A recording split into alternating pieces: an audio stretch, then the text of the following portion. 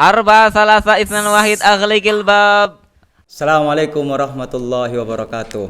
Alhamdulillahi wassalatu wassalamu ala rasulillah wa ba'd. Teman-teman semuanya, alhamdulillah kita berjumpa kembali di suasana yang sangat membahagiakan dan sangat seru. Dan apalagi sekarang saya ditemani oleh dua sosok manusia yang sangat hebat. Di samping kanan saya ini ada Ustadz Asep Syamsuddin Habibullah. Dan di samping kiri saya ada Ustadzuna Ustadz Mughnil Labib. Tentu bagi santri Al-Hikmah, khususnya bagi siswa-siswi MAK sudah tidak asing lagi dengan kedua orang hebat di samping saya ini. Beliau berdua ini hebat tuh karena ada beberapa alasan saya sebut hebat. Yang pertama, beliau berdua adalah satu di antara, bukan satu ya karena dua orang ya, berarti dua di antara banyak santri yang kebersamaannya dengan sosok Abah Mukhlas itu sangat banyak. Kita tahu Ustadz Mughnil Labib sejak saya kelas KP, beliau juga sudah ngajar, kemudian bertahun-tahun mendampingi beliau. Tentu ada banyak sekali kenangan dengan beliau.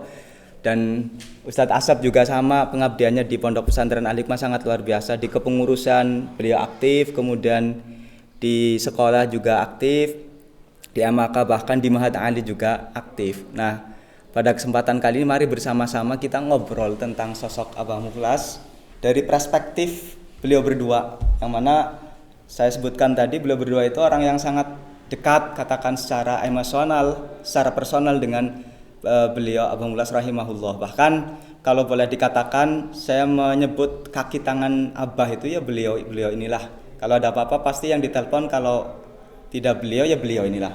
Nah, coba kita dengarkan bersama ya penuturan dari keduanya itu tentang sosok Abah, bagaimana kenal awal dekat dengan Abah, kemudian dan selanjutnya. Ustadz Asep, sehat Ustadz? Sehat alhamdulillah. Ya, saya awali dari Ustadz Asep karena memang yang di samping kanan saya adalah beliau gitu ya. Gimana Ustadz Asep? Katanya saya pernah dengar itu awal bertemu dengan Abah itu ada rasa tidak suka kayak gitu ya, karena sifat galaknya dan tolong diceritakan gitu loh. Ya, bismillahirrahmanirrahim. Ya, kita semua tahu dan kenal bagaimana karakter asli beliau selaku manusia biasa sebetulnya ya. Beliau memiliki karakter yang keras. Mungkin lebih tepatnya sih bukan keras ya, tapi tegas gitu ya. Dan saya terbiasa hidup sebetulnya di dunia yang tidak terlalu tidak terlalu keras, karena ya ibu juga kalau mendidik saya di rumah dengan santai gitu ya.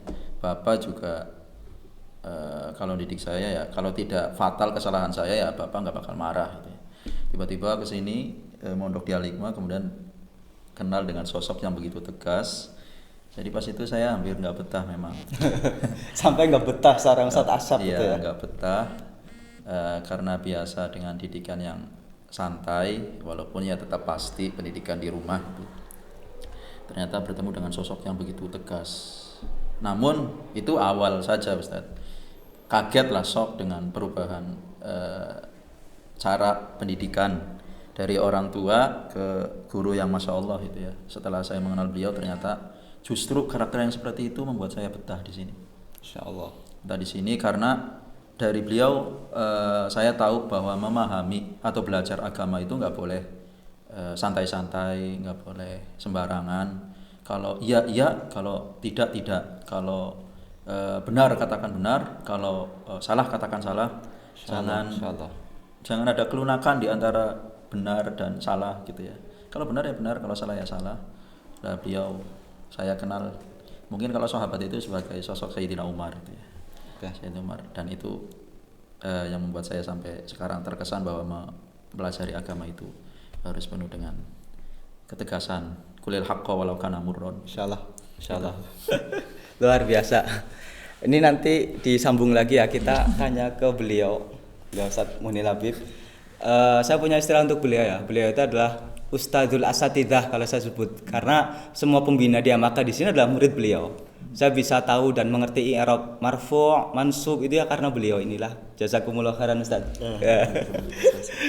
Jadi gini Ustaz, sebelum Ustaz Asap tentunya antum sudah terlebih dahulu berkiprah, bahkan katakan lebih mengenal Abah terlebih dahulu. Bahkan yang saya dengar bahwa ternyata abahnya Ustadz Munil Habib itu ternyata satu kamar dengan Abah Mukhlas gitu ya. Jadi apa namanya? Adakah kesan yang mungkin bisa di-share di kita semua terkait pertama bagaimana ketemu dengan sosok Abah, kemudian sampai sekarang panjenengan jadi salah satu orang yang ketika ada apa-apa pasti ya Ustadz Munil Habib inilah kayak gitu Ustadz. Ya, bismillahirrahmanirrahim. Kalau tadi Ustadz Asep itu bercerita tentang awal perjumpaan dengan Abah itu, maka mungkin saya juga ingin sampaikan. Jadi Abah itu sudah saya tahu namanya begitu melalui bapak ya, kebetulan mondoknya bareng, walaupun perjumpaannya cuma 2 tahun kayaknya di Leler itu ya. Tapi ya begitu, karena saya adalah anak dari temannya Abah, maka pertama kali ketemu ya Abah senyum-senyum sih karena mendengar nama gitu ya, mendengar nama. Jadi pas waktu itu pertama kali dikenalkan sama bapakku, namanya Munil Habib gitu. Apa yang langsung wah ahli nahu gitu. Ahli nahu gitu. Sangat ini ya, sangat mungkin berbeda sama Ustaz Asep. Jadi mungkin saya numpang karena anak dari bapak itu gitu loh. Terus kemudian pada prakteknya itu saya baru tahu betapa Abah itu sangat tegas itu melalui teman-teman yang lain. Karena saya tidak tahu kalau Abah itu keras tegas kecuali dari yang disampaikan santri-santri lain, misalkan izin pulang itu terus ditolak. Saya kebalikan. Saya kebalikan. Gitu saya sowan ke Abah itu pas saya pengen pulang gitu. Oh iya saya pulang. Yang lain itu ditolak untuk tidak pulang, saya dikasih sangu. Ini kamu udah punya sangu apa belum? Gitu. Tidak hanya ditolak ya, tapi dikasih sangu Ustaz. Jadi saya ya tidak merasakan itu. Jadi sampai kemudian begitu saya merasakan itu ketika saya jadi anak buahnya lah ya. Anak buahnya itu sangat luar biasa.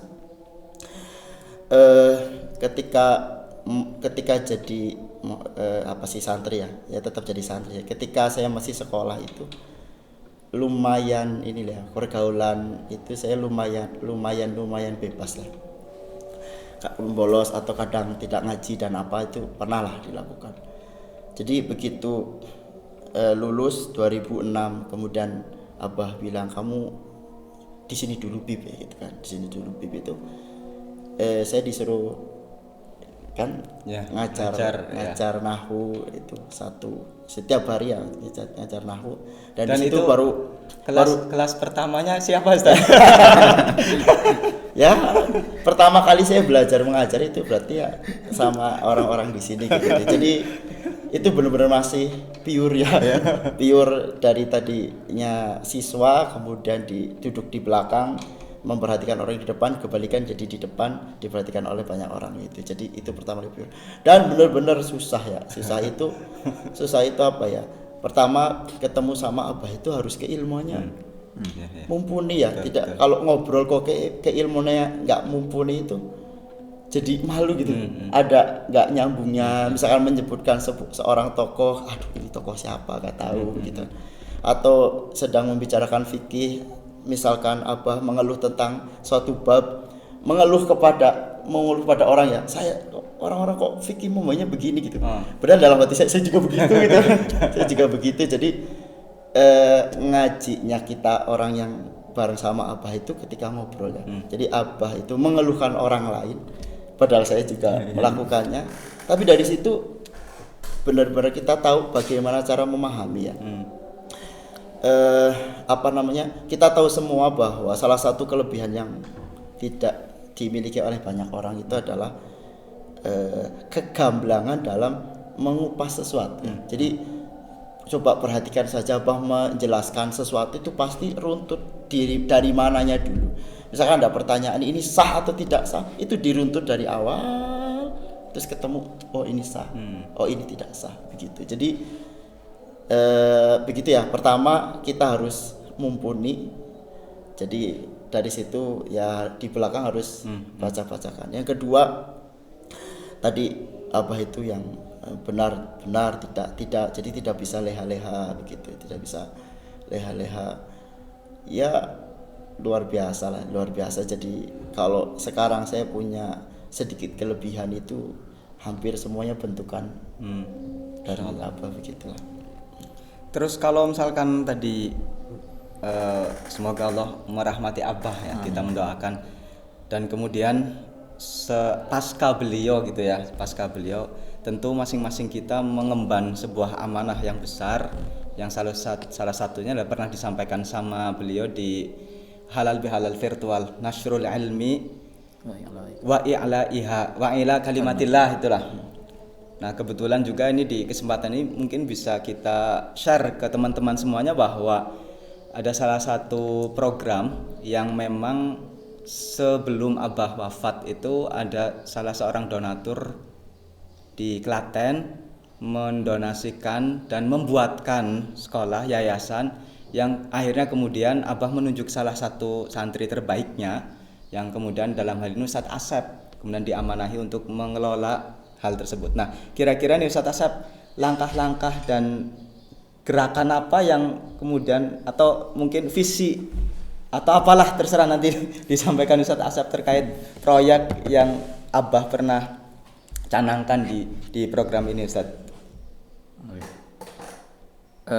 Sebetulnya ini hanya bagian kecil dari visi misi atau risalah yang dulu di halal virtual Abah pernah menyampaikan ya, bahwa Abah ingin kita itu alumninya sebagai pengemban risalah atau hamalatul risalah. Itu bagian kecil itu memang saya sedang mengembannya itu ya. Selebihnya mungkin teman-teman yang lain dimanapun berada itu juga sudah mulai mengembangkan atau membawa risalah itu di tempat masing-masing ya. Saya kira nanti juga bisa ditambahkan oleh Ustadz Mughni Labib sebetulnya risalah itu secara besar seperti apa itu. Nah, bagian kecil daripada risalah itu yang kemudian saya sedang mengemban itu salah satu visi misi beliau atau risalah beliau adalah beliau pengen memang sejak dulu pengen kurikulum yang beliau sudah atur rapi dulu didampingi oleh teman-teman alumni, ada Ustadz Fikri Asyakiri, kemudian di bawahnya ada Ustadz Mughni Labib, sekarang kurikulumnya ada Ustadz Lutfi ditemani oleh kita yang ada di sini. Itu sebetulnya memikirkan pengen bisa nggak sih kita juga membuat sekolah yang standarnya seperti MAK tapi versi MTS, versi MTS agar nanti anak-anak alumni MTS tersebut itu bisa melanjutkan ke sini ke MAK tanpa harus 1 tahun di kelas persiapan. Jadi bisa apa tidak itu teman-teman alumni membuat sekolah yang seperti itu agar Abah tidak perlu lagi repot-repot menekankan anak-anak di kelas persiapan itu betul-betul persiapannya, tapi ada supplier mungkin ya, kepala sekolah yang menjadi supplier input MAK itu bagus-bagus. Nah yang ada di Klaten itu hanya bagian kecil saja. Di sana memang lagi membuat MTS namanya MTS Plus Al-Fatah. Oh, ada plusnya Ustaz? Iya, plusnya plus. sekali atau 2 kali? Plus saja. Oh, plus satu. Tapi nggak ada sajanya. plus ada tulisan boarding schoolnya. MTS Plus Al-Fatah boarding school. Oh iya, saya potong nih mohon maaf Ustaz. Itu untuk menuju cita-cita yang sangat mulia tersebut itu kira-kira langkah yang sudah dan akan itu seperti apa Ustaz? Oh, oke. Tadi itu sekolahnya dulu ya. MTS Plus itu boarding school karena memang ininya dulu mungkin sebelum langkahnya ya. Nanti buatannya atau bentukan sekolahnya tersebut itu betul-betul ngadopsi kurikulum dari MAK ini. Loh, berarti nanti di sana diajari Marowi kayak gitu Ustaz? Kalau yang kelas 1 2 3-nya memang belum, materi kelas 1 2 3 belum. Tapi untuk kelas persiapan semuanya sudah diajarkan di sana. Semuanya diajarkan di sana. Maka untuk langkah-langkah menuju target tersebut, maka yang perlu dipikirkan kan tenaga pengajarnya atau sumber daya manusia untuk mengajar di sana. Nah, yang di sana itu timnya semuanya alumni dari MAK. Alumni MAK semua. Semua alumni Satu MAK. angkatan. Lintas lintas angkatan, Masya Allah. Lintas angkatan, kebetulan saya angkatan tertua dari angkatan Nahnu ya Ustaz ya. Ya, kita satu angkatan. Dan ini Ustadz kita. Nahnu. Sebetulnya tadinya ditawari antara saya dengan Ustadz Labib, tapi karena lain hal saya yang jadi diutus di sana. Itu karena Ustadz Labib mengemban risalah yang lebih besar mungkin. Jadi saya diteruskan di sana. Nah, saya angkatan tertua mungkin ya. Dibantu oleh adik-adik kelas, ada sekarang sudah ada 8 yang bersedia. 8 itu semuanya alumni MAK. Alumni MAK plus 2 alumni Mesir, 1 alumni Jogja Bahasa Arab, IIKI, UIN, IAIN Wali Songo, dan ada Win, satu Wali Songo, Win. sekarang Win Wali Songo, dan ada satu yang alumni sini mau ngabdi di sana sambil kuliah, jadi 8 sekarang. Itu sumber daya manusianya. Kemudian dari kurikulumnya tadi saya sampaikan betul-betul materi yang mau yang diajarkan di kelas KP di sini kita masukkan di sana, karena di sana kurikulumnya modifikasi kurikulum nasional dan pesantren. Jadi ada buku paket dari Kemenag, nanti ada kitab yang diajarkan untuk mendukung materi tersebut. Dan bahasa pengantarnya insya Allah kita gunakan bahasa Arab, bahasa Inggris. Ya, oke. Itu sih. Berarti secara sederhana mungkin MAK tapi versi MTS Iya gitu, betul Ustaz. Insya Allah. Ustaz, kembali ke tadi Nasrul ilmi wa i'la kalimatillah itu yang disampaikan Abah di itu. Tadi kan Ustaz Asad mungkin penjelasannya kan lebih detail, itu nanti disampaikan sama Ustaz Muhni Labib ya Ustaz. Nah, kalau menurut panjenengan itu yang yang diinginkan Abah itu atau tafsiran dari kalimat tersebut itu gimana Ustaz? Bismillahirrahmanirrahim. Kalau ya sebenarnya dulu waktu saya sering bareng sama Abah itu kan sering cerita ngalor ngidul ya. Kemana-kemana. Secara tersirat juga kadang-kadang secara jelas ya ada keinginan, pokoknya keinginannya Abah itu ya pengennya murid-muridnya suka ilmu. Mungkin berangkat dari adunya malumunatun gitu ya. Mungkin berangkat dari situ ya. Jadi kepenginnya ya kita jadi muta'alim atau alim atau muta'alim lah begitu. Harapan paling utamanya itu ya, jadi semua yang menjadi muridnya Abah itu ya kalau nggak alim muta'alim, kalau alim muta'alim. Tapi kemudian kayak untuk menuju itu dan tidak terbatas hanya di muridnya Abah saja. Abah pernah bilang kenapa kita tidak bikin lembaga atau apa yang kemudian di situ diisi oleh alumni MAK begitu yang ideal. Itu pernah disampaikan dulu lah tahun 2014-15an lah. Kalau kemudian kemarin disampaikan Abah seperti itu, mungkin salah satunya juga itu ya, Oleh karena itu mungkin harapan dari teman-teman di sini yang ada di sini juga, teman-teman atau saudara-saudara alumni yang ada di luar sana yang istilahnya sudah punya jamaah, sudah punya kayak gitu, mungkin bisa share kayak gitu, bisa jadi berbagi karena sekarang sosoknya Abah menjadi terbagi-bagi ke banyak orang. Kalau kemudian bagian-bagian itu disatukan kan lumayan kayak berapa persen bisa terwadahi lah. Karena kalau yang ada di sini sekalipun ya saya mulazamahi atau mengikuti bertahun-tahun juga hanya bisa menjadi pesuruh di bidang fisik, misalkan berangkat kemana atau apa, tapi kemudian secara ngaji kita jadi justru susah ya.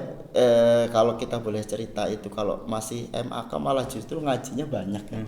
Tapi begitu jadi guru kan malah kita saat Abah mengajar, kita mengajar yang lain kan. Jadi kadang-kadang informasi tentang ilmu yang baru itu kita dengar dari murid. Murid, ya. Iya kan? Betul, betul. Dari murid. Ya, yang apa namanya yang kemudian kita harus sangat syukuri dan saya juga sangat syukuri itu adalah dari perilakunya, apanya, terus bagaimana cara menyikapi sesuatu gitu. Bagaimana cara menyikapi sesuatu. Jadi balik lagi ya harapannya semua santrinya begitu. Ya kalau alimu ta'alim lah kalau nggak. Jadi tidak pernah dalam satu waktu pun dia meninggalkan pekerjaan bernama ta'alum begitu. Insyaallah. Terus gini mungkin ya, jadi kita berinteraksi dengan Abah, kemudian tentu ada hal-hal yang manusia itu kan ya namanya menyesal itu kan setelahnya itu ya. Tidak ada yang namanya menyesal itu di depan, itu kan pasti di belakang.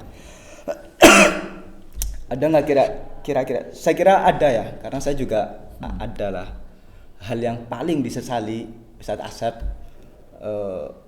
Abah begitu meninggalkan itu dengan sangat cepat gitu ya, tidak terduga gitu kan. Nah kira-kira apa Ustadz yang paling disesali oleh Ustadz Asep, ada yang belum tercapai itu padahal, dan sekarang tidak mungkin karena Abah sudah nggak ada gitu loh. Sebetulnya banyak ya, tapi kalau diceritakan semuanya mungkin memakan waktu panjang. Jadi mungkin yang paling saja ya Ustaz. Yang paling itu mungkin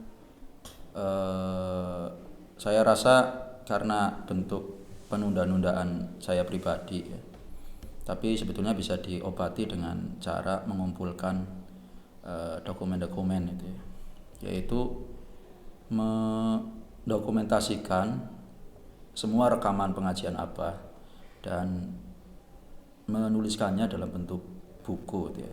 Yang kemudian itu nanti jadi modul, syukur-syukur jadi modul yang digunakan di MAK atau lembaga pendidikan yang nanti kita kembangkan di daerah masing-masing. Tadi saya katakan ya, kalau dikatakan penyesalan karena tidak dimulai sejak dulu boleh, karena memang bentuk penundaan saya yang enggak cepat-cepat dari dulu mulai gerak dalam bidang itu ya. Tetapi juga bisa diobati penyesalan itu dengan mungkin kita buat tim ya, buat tim khusus yang fokus mendokumentasikan rekaman-rekaman pengajian Abah, baik itu yang audio ataupun video. Kemudian dibuatkan buku ya, buku panduan untuk kenapa? Karena sebetulnya sudah ada beberapa siswa MAK yang merekam pelajaran-pelajaran Abah, baik itu fikihnya ataupun usul fikihnya ataupun sirohnya. Itu tinggal dikumpulkan saja sebetulnya. Cuma timnya memang belum ada untuk mengulang itu, dan mudah-mudahan penyesalan saya ini bisa terobati dengan nanti adalah sekelompok orang, meskipun saya tidak terlibat di dalamnya nanti itu ya. Syukur-syukur bisa terlibat di dalamnya nanti buat tim pendokumentasian kajian-kajian Abah. Itu tadi yang berupa rekaman-rekaman dan dibukukan. Itu sih yang paling saya sesali nggak mulai dari dulu itu ya. Ya. Itu. Tapi insya Allah itu bisa terrealisasi Ustaz untuk Ya. mengobati penyesalan tersebut ya. Amin. Insya Allah mudah-mudahan ada sekelompok orang yang bisa merealisasikan. Amin. Kalau untuk panjenengan Ustaz Munir Habib. Iya, bismillahirrahmanirrahim. Kalau bercerita tentang penyesalan ya, ini menjadi sesuatu yang saya bisa ungkapkan begini, mendingan kalian aja yang tidak di sini gitu. Mendingan kalian yang tidak ada di sini, yang tidak merasakan penyesalan sedalam saya gitu. Kenapa?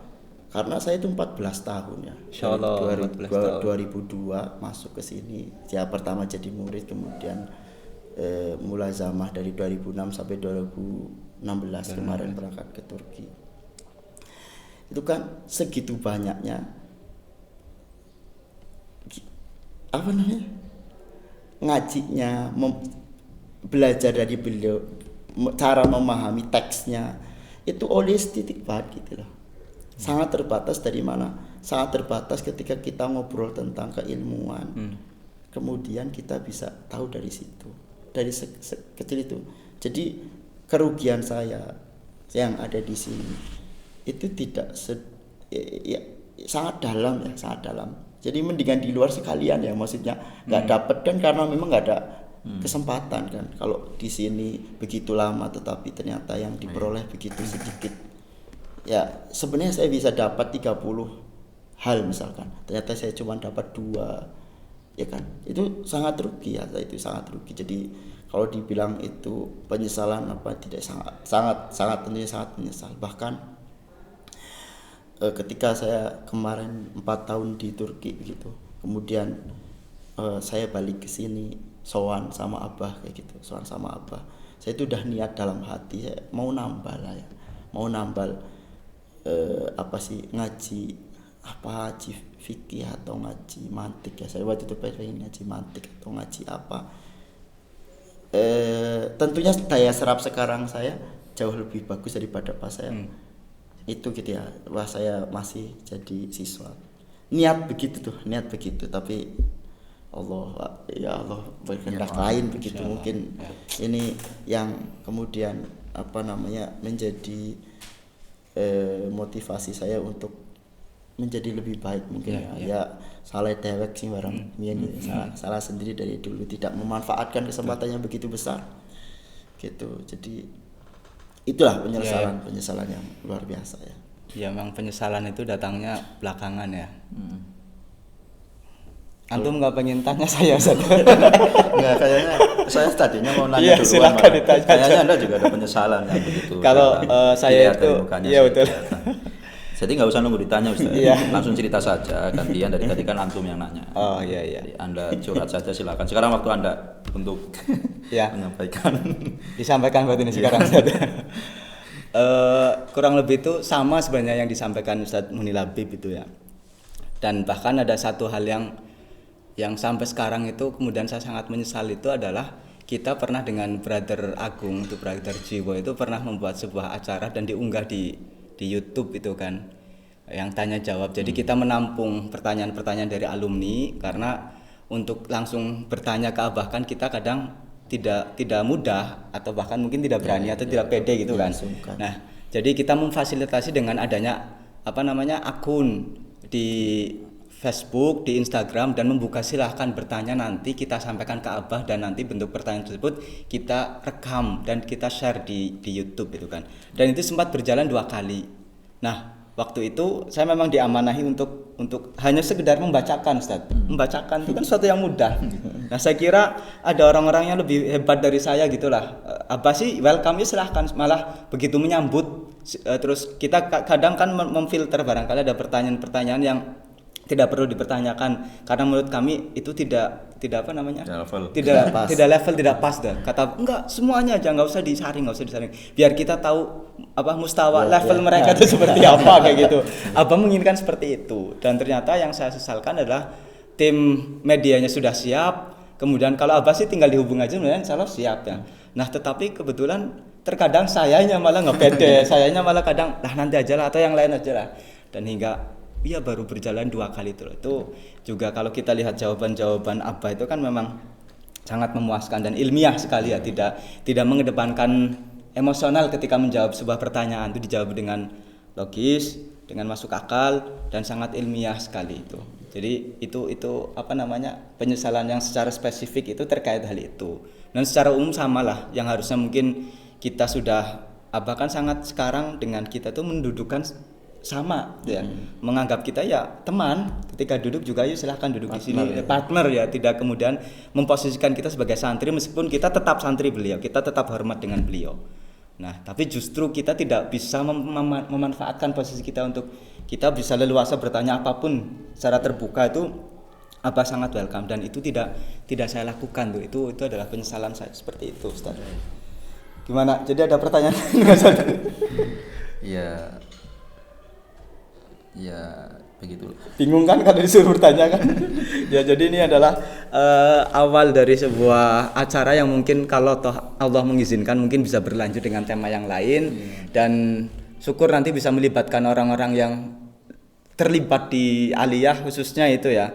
Kalau Allah mengizinkan dan ada kesempatan mungkin bisa kita kurang lebih sharing atau apa sih ini namanya, podcast atau apa yang bisa kita tayangkan pada hari ini. dan mudah-mudahan Allah beri kesempatan untuk di kesempatan yang lain, karena sebenarnya banyak sekali hal-hal yang bisa kita bahas dan kita bicarakan karena keterbatasan waktu dan keterbatasan lain, sehingga kita cukupkan bincang santai kita pada kesempatan kali ini. Kurang lebihnya mohon maaf, saya yang paling banyak ngomong, yang pertama ngomong tentu banyak kesalahan karena orang yang banyak ngomongnya pasti banyak salahnya. Begitu, mohon maaf. Assalamualaikum warahmatullahi wabarakatuh. Waalaikumsalam warahmatullahi wabarakatuh.